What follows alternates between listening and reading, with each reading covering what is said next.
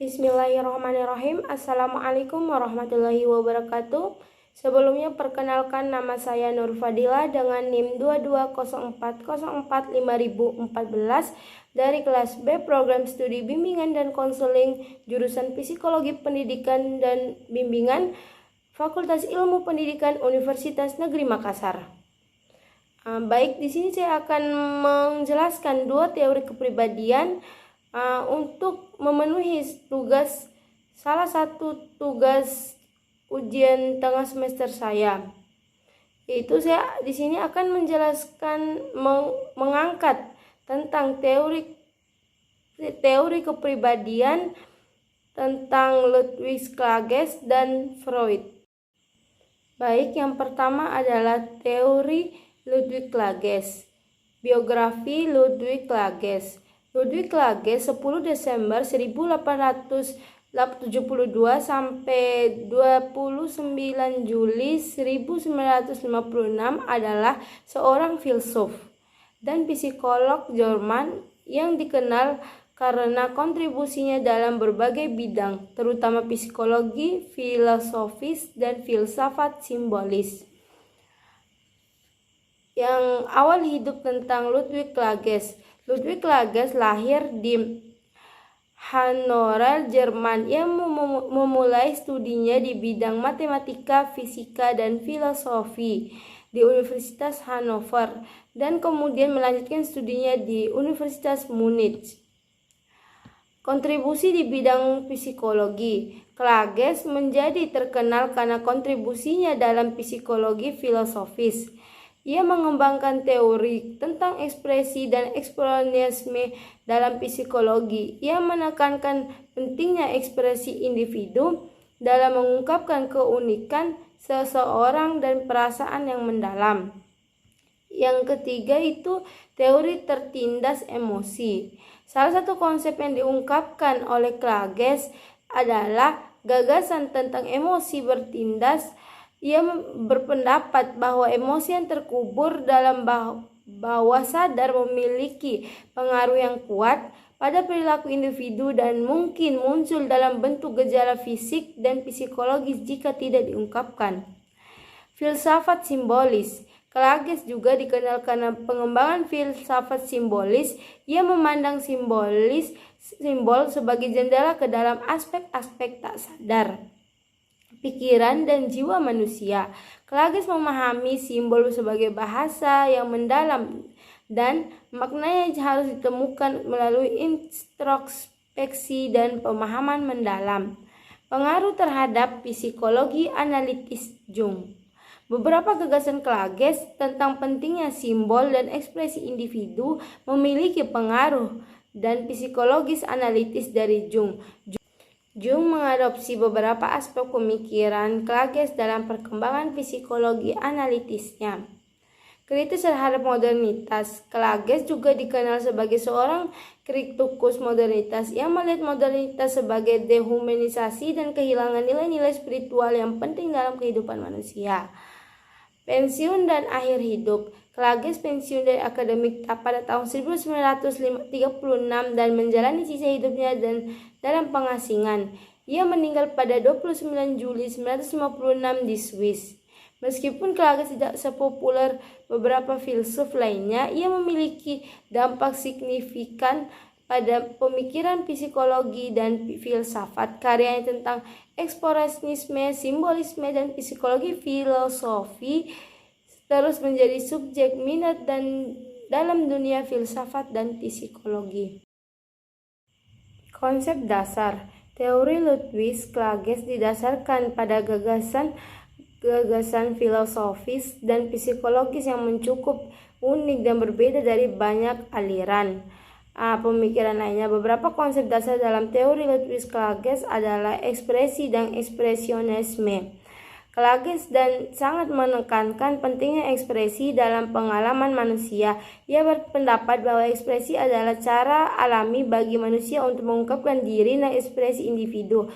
Seseorang mengekspresi esensi yang unik dari dirinya sendiri. Yang kedua, tertindas emosi. Emosi terselubung. Klages mengembangkan konsep emosi yang bertindas. Ia berpendapat bahwa emosi yang tidak diungkapkan dengan benar akan bertindas ke dalam bawah sadar, dan ini dapat mempengaruhi kesehatan mental individu. Emosi yang terlintas ini dapat muncul sebagai gejala fisik, psikologis jika tidak diungkapkan dengan cara yang benar. Yang ketiga, filsafat simbolis. Klages mengembangkan filsafat simbolis yang menggambarkan simbol sebagai cara untuk mengakses makna mendalam dalam kehidupan dan pikiran manusia. Ia memandang simbol sebagai bahasa untuk memahami dunia yang terlihat dan tak diucapkan. Simbolisme dalam pemikirannya memiliki peran penting dalam eksplorasi dan pengungkapan diri. Yang keempat, kritik terhadap modernitas. Klages adalah seorang kritik modernitas. Ia melihat modernitas sebagai era dehumanisasi yang mengabaikan nilai-nilai spiritual dan esensial dalam kehidupan manusia. Yang kelima, pengaruh pada psikologis analitis Jung. Beberapa konsep Klages terutama yang berkaitan dengan simbolisme, ekspresi individu, dan emosi memiliki pengaruh pada psikologi analitis Carl Jung.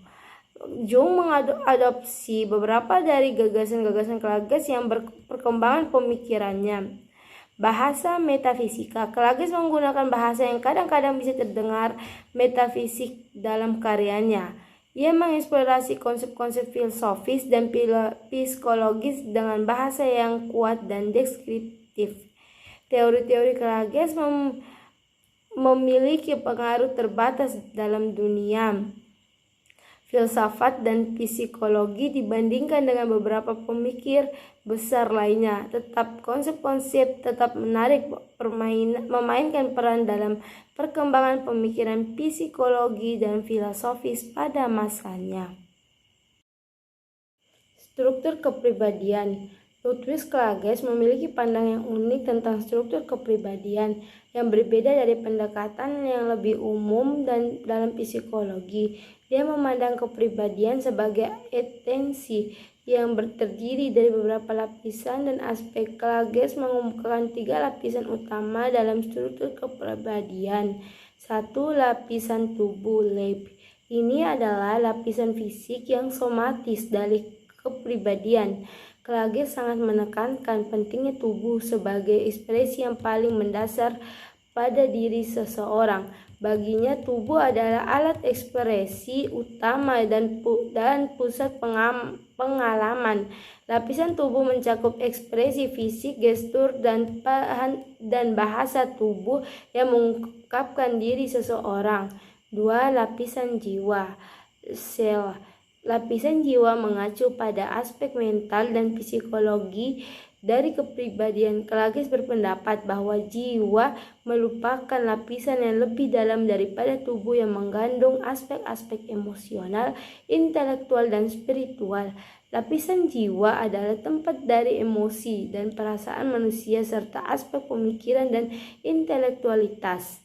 Ketiga, lapisan roh (Geist). Lapisan roh adalah terdalam yang paling spiritual dari kepribadian.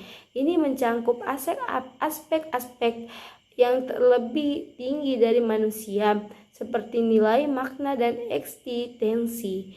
Lapisan roh adalah tempat bagi pemahaman mengenal makna hidup dan tujuan eksistensi manusia.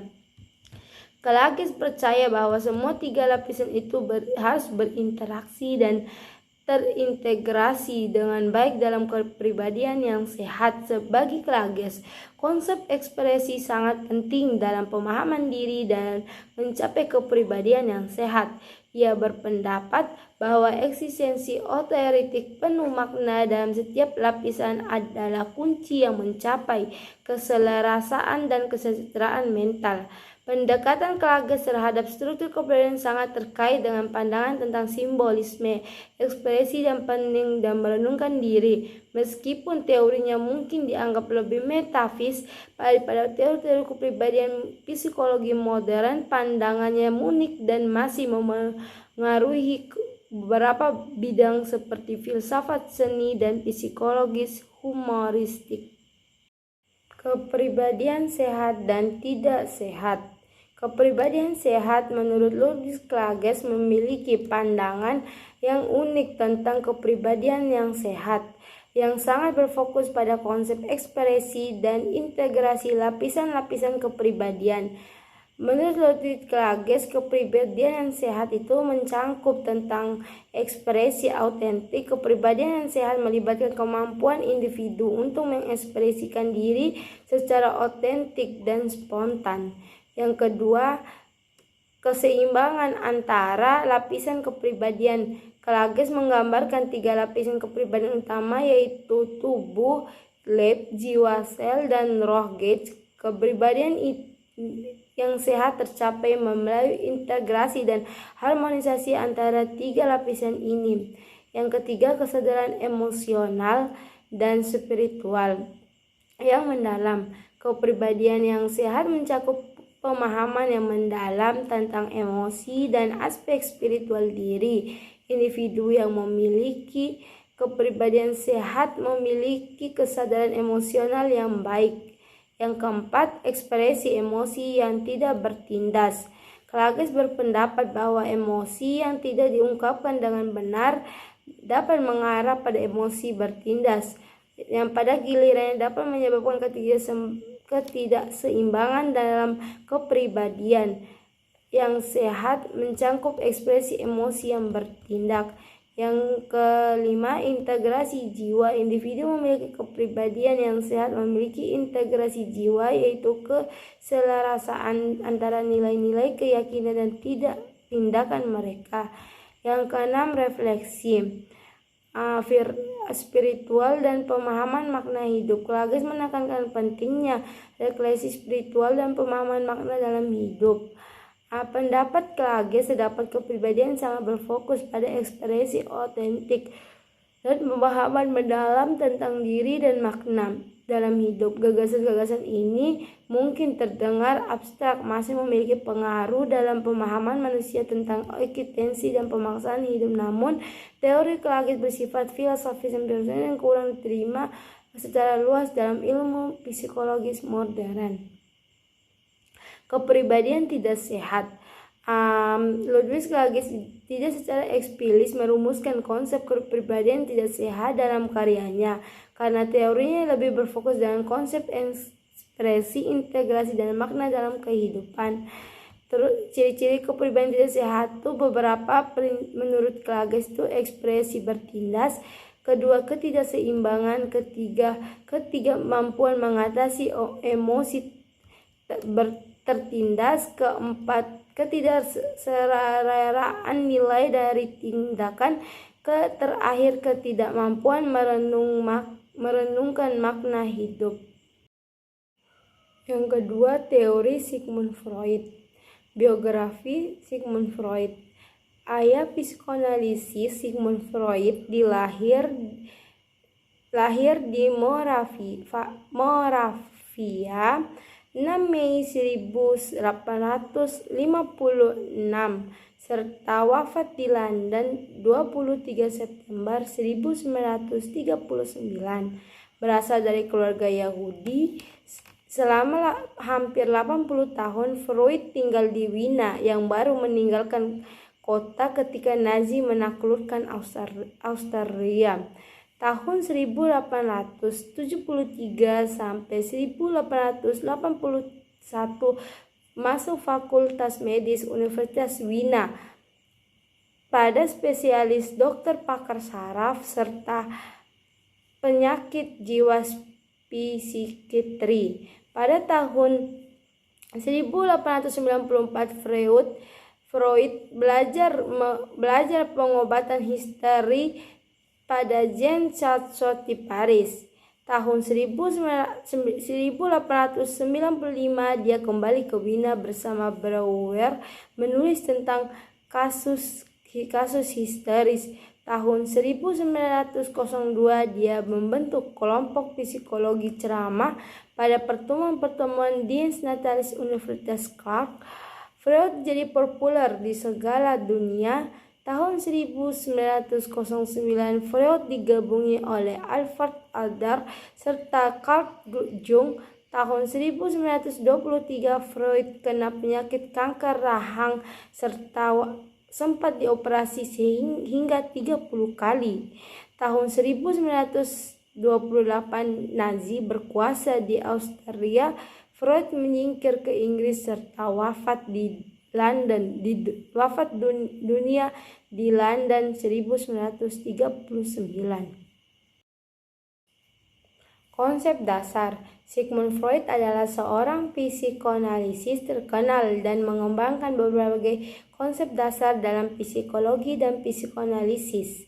Beberapa konsep dasar teori Freud termasuk 1. Struktur jiwa.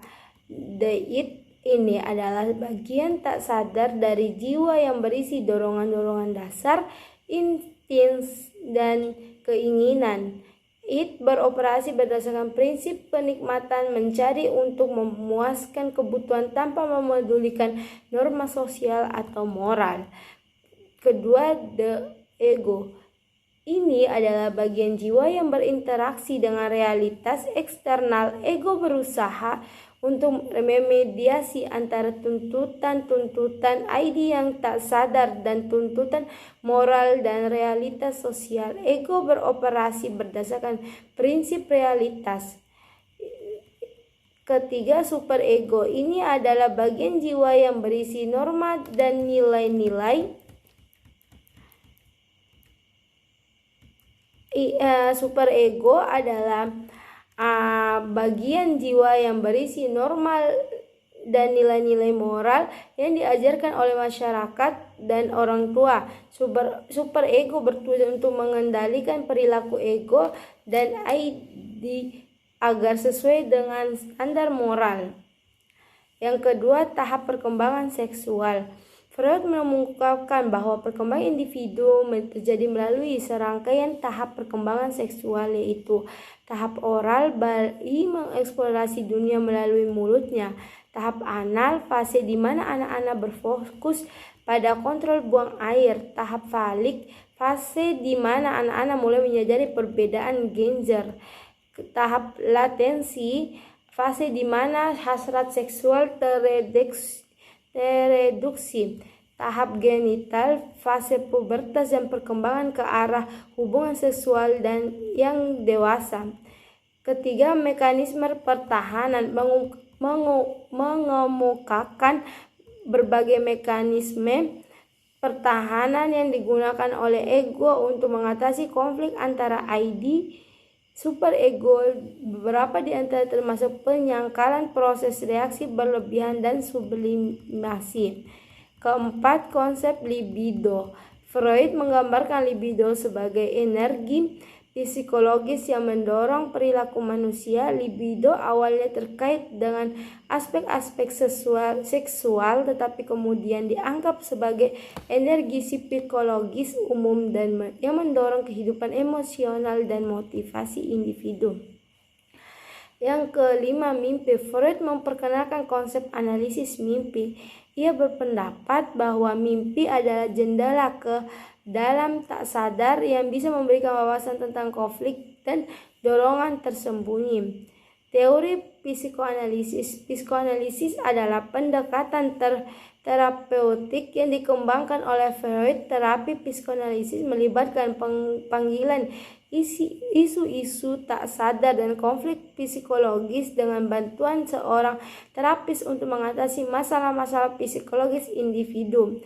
Freud adalah figur sentral yang secara psikologis dan konsep-konsep masih mempengaruhi pemahaman kita tentang pikiran manusia dan psikologi hingga saat ini. Meskipun beberapa aspek dari teorinya telah menjadi kontroversial atau telah diganti oleh pemahaman dan penelitian lebih baru dalam bidang psikologi. Struktur kepribadian. Menurut Freud, kepribadian terdiri atas 3 sistem atau aspek. 1. The id, yaitu aspek biologis. Ini adalah bagian tak sadar dari jiwa yang berisi dorongan-dorongan, insting, dan keinginan. Id beroperasi berdasarkan prinsip kenikmatan, mencari untuk memuaskan kebutuhan tanpa memedulikan norma sosial atau moral. Kedua, the ego. yaitu aspek psikologis. Ini adalah bagian jiwa yang berinteraksi dengan realitas eksternal. Ego berusaha untuk memediasi antara tuntutan-tuntutan ID yang tak sadar dan tuntutan moral dan realitas sosial. Ego beroperasi berdasarkan prinsip realitas. Yang ketiga, the superego, yaitu aspek sosiologi. Ini adalah bagian jiwa yang berisi norma dan nilai-nilai yang diajarkan oleh masyarakat dan orang tua. Superego bertujuan untuk mengendalikan perilaku ego dan id agar sesuai dengan standar normal. Jika ketiga aspek itu masing-masing mempunyai fungsi komponen prinsip kerja dinamika sendiri-sendiri, namun ketiganya berhubungan dengan rapatnya sehingga suka tidak mungkin untuk memisahkan pengaruhnya terhadap tingkah laku manusia. Tingkah laku yang lalu melupakan hasil dari ketiga aspek itu, dan demikian struktur kepribadian. Menurut dalam itu harus lalu diingat bahwa aspek-aspek tersebut hanya nama-nama yang berbagai proses psikologis yang berlangsung dan prinsip-prinsip yang berbeda satu sama lain dalam keadaan biasa ketika sistem itu bekerja sama dengan diatur oleh kepribadian ego. Kepribadian berfungsi sebagai kesatuan. Kepribadian yang sehat dan tidak sehat. Kepribadian yang sehat menurut Freud, kepribadian sehat dapat dicapai melalui resolusi konflik yang terjadi selama tahap-tahap perkembangan yang dijelaskan dalam teorinya. Freud berpendapat bahwa perkembangan kepribadian yang sehat melibatkan keseimbangan antara tuntutan dari id, ego, dan superego. Di bawah ini ada beberapa karakteristik kepribadian yang sehat menurut teori Freud. Pertama, keseimbangan antara struktur jiwa. Kepribadian sehat dicirikan oleh kemampuan individu untuk mencapai keseimbangan antara id, ego, dan superego. Ini berarti bahwa seorang mampu memenuhi kebutuhan dasar tanpa melanggar norma sosial atau norma moral. Melakukan ini adalah cara yang realistis dan adaptif. Yang kedua, kemampuan menahan diri. Individu dengan kepribadian yang sehat mampu menunda atau mengendalikan kepuasan, keinginan, dan dorongan mereka. Yang ketiga, realisme dan kematangan emosional. Kepribadian yang sehat mencerminkan kemampuan individu untuk menghadap realitas dengan bijak, berbagai tantangan dan stres dengan kematangan emosional yang menyesuaikan diri dengan perubahan dalam kehidupan. Yang keempat, kemampuan yang berhubungan sosial. Individu yang sehat mampu berhubungan sosial dengan sehat dan saling memuaskan. Mereka mampu mengatasi konflik interpersonal tanpa mengalami kecemasan berlebihan atau memproyeksikan masalah pribadi mereka ke orang lain. Yang terakhir, introspeksi. Kepribadian sehat melibatkan kemampuan untuk melakukan introspeksi atau refleksi diri, yaitu mengenali, memahami motivasi, keinginan, dan konflik yang mungkin ada dalam diri sendiri. Penting untuk diingat bahwa teori Freud mengalami kritis dan revisi seiring berjalannya waktu dan pemahaman tentang kepribadian sehat telah berkembang. Dan kepribadian tidak sehat menurut Freud yaitu adalah pertama, neurosis. Individu mengalami neurosis dapat menunjukkan berbagai gejala kecemasan, ketakutan, dan kebingungan yang diakibatkan oleh konflik internal antara id, ego, dan superego. Mereka mungkin kesulitan dalam mengendalikan dorongan keinginan tak sadar mereka dan dapat mengarah kepada ketidaknyamanan psikologis. Yang kedua, ketidakseimbangan struktur jiwa. Yang ketiga, regresi. Yang keempat adalah coping yang tidak sehat. Yang terakhir, konflik perkembangan seksual yang tidak terpecahkan. Penting untuk diingat bahwa teori Freud adalah konferensi yang telah mengalami kritik yang cukup. Konsep-konsep Freud tentang kepribadian yang tidak sehat telah diperluas dan direvisi oleh teori-teori psikologis yang lebih modern. Teori kepribadian sosial kognitif dan klinis kompromen memberikan pandangan yang lebih komprehensif tentang Freud.